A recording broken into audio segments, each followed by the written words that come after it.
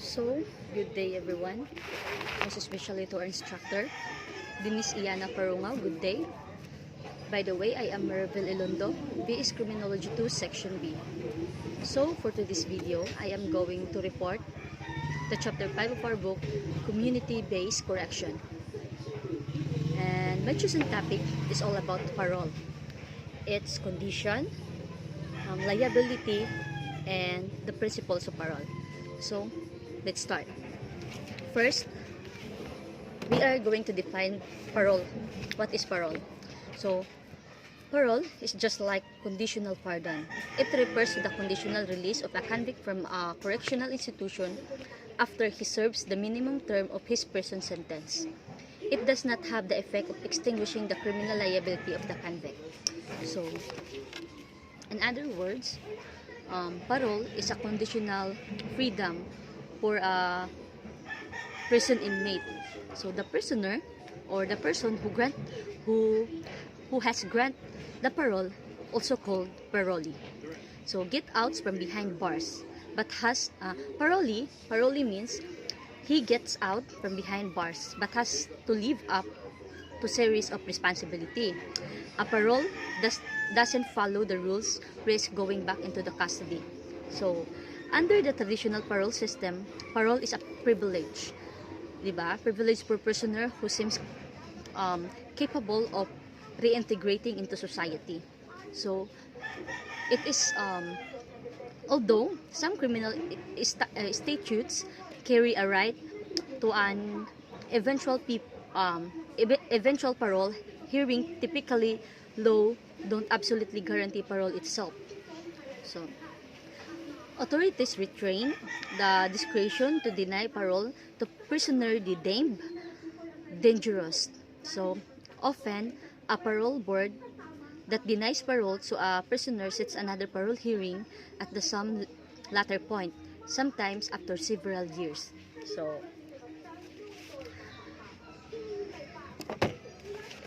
the principles of paroles.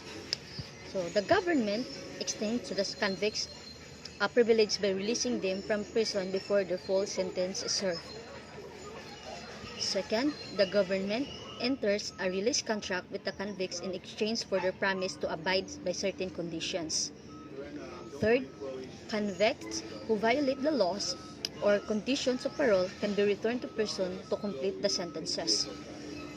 And lastly, the government retains control of the parolees until they are diminished from parole. So, state law can provide that some kind of conviction makes prisoner ineligible for parole or eligible for it only for a very long prison sentences. Indeed, life without parole, regularly referred to as LWOP, is a common alternative sentence to death penalty. So, many prisoners do, however, become eligible to parole commonly after a parole board finds that a prisoner is eligible. The inmates appears as parole hearing. If granted parole, the parolee is released and lives in free society. So, but there's also a condition. But under the continued supervision of the person's authority. So, even though that person or that parolee came back, was released to a community, still they still have they still has the guidelines to be followed. So there's also a supervision authority. So parole decisions can involve multiple steps. For instance, review by a panel from the parole board and then review by the whole board. In a few states, the state governor gets to review and has the chance to reverse at least some parole grants. So, often, the prison's authority primarily supervise the parolee through mandatory visits with a parole officer. So, the parole officers will visit the parolee. It is a mandatory visit.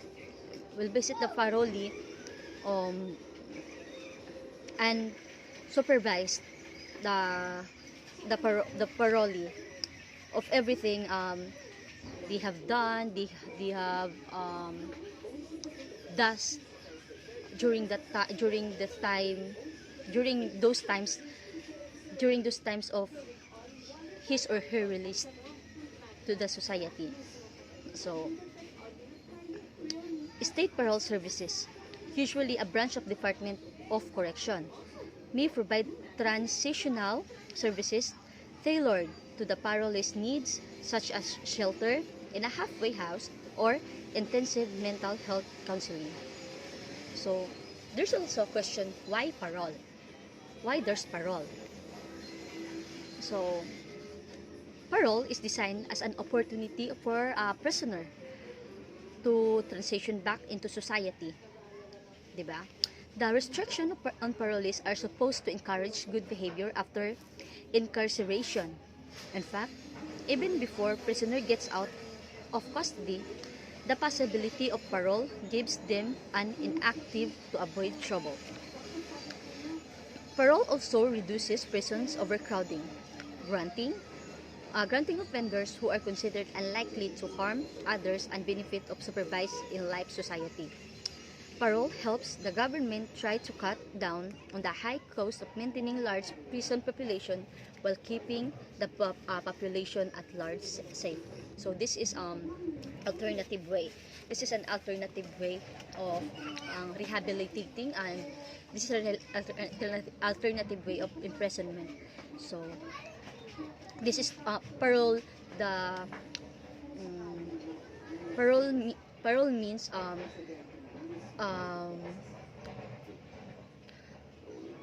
reduces the population overcrowding, reduces the overcrowding of the of, of the jail, and supervise instead of instead of um, instead of keep them to jail.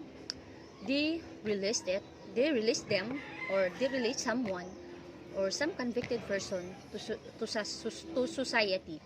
But even though they have been released, there's still a supervision. There's also a guidelines or rules and regulation that needs to be followed. So even though they are free from jail, but still there's still requirements that needs to be fulfilled, or there's still a duty that they needs to be fulfilled to their parole parole officers. So there's also parole conditions. So let's talk about parole conditions. Once out on a parolee enjoys the privilege of relative freedom in return for abiding by certain conditions. Some common parole conditions are that the parolee maintain employment and a residence. So a parolee must maintain his or her employment and his residency during his period of during the period of the parole. Second is avoid criminal activity and contact with any victim. So a parolee must um, a parolee must so the parolee must avoid another offense and crime that he or she might get his or herself into. So the third, refrain from drug and sometimes alcohol use. So the parolee shouldn't engage himself to drug or even any alcoholic beverages during his parole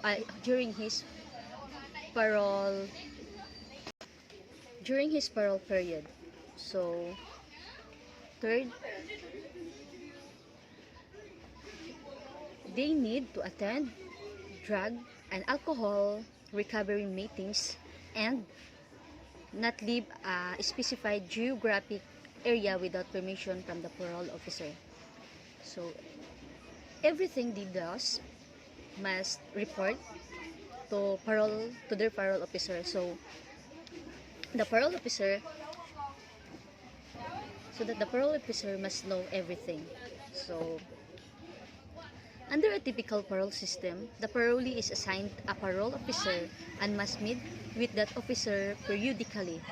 The parole officer may also make an announced visit to the parolee's home to check that the parolee is truly abiding by the relevant conditions. So, an announced visit let the officer observe whether, for example, there is evidence of parole violation like drug use. So, the visit of parole officer is unannounced, meaning there's a surprise visit for for a parolee. So, to violate parole, is a fail to live up to its conditions.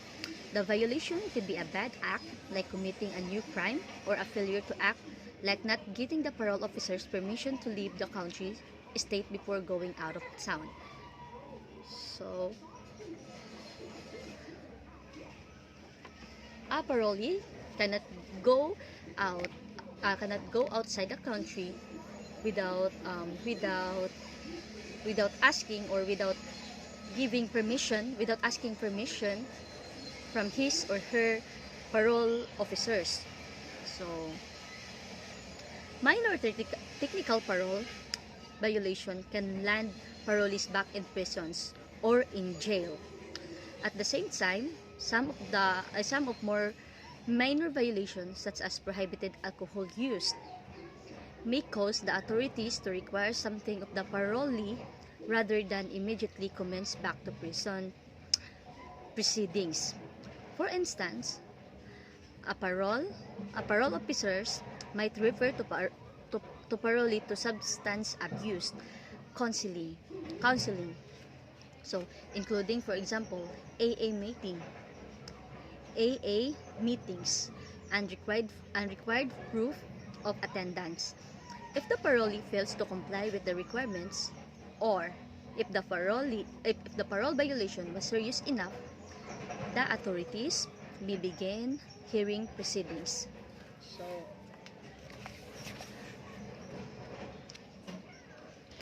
So at the typical hearing, the decision makers, whether a judge, the parole board, or part of the parole board, will consider the nature and circumstances of the violation.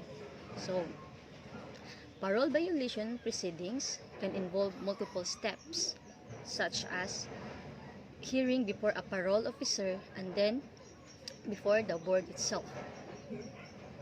The decision makers determine whether to send the parolees back into custody. Depending on the rules of jurisdiction, the prisoner may spend weeks, months, years, or the remainder, the original sentence back behind bars. So, the prisoner may also be granted a new parole hearing set to occur after serving some specified time. So, based on my understanding, parole can only be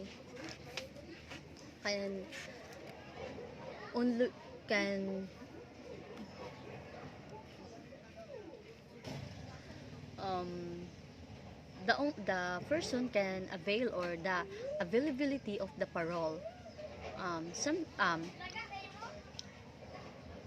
the ability of the parole is only availability of the parole can only be liable to indeterminate sentence, meaning, so an indeterminate sentence means a person sentence that consists of range of years. So, for example, such as 5 to 10 years sentence imprisonment. So, there's also the principle behind indeterminate sentences. So the principle behind the indeterminate sentence is the hope that prison will rehabilitate some prisoners. Those who show the most progress will be paroled closer to the minimum term than those who do not follow. Those who do not follow. So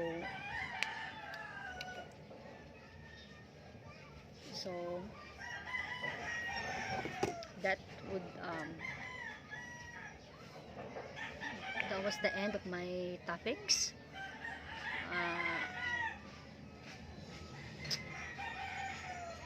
That would be all. Thank you.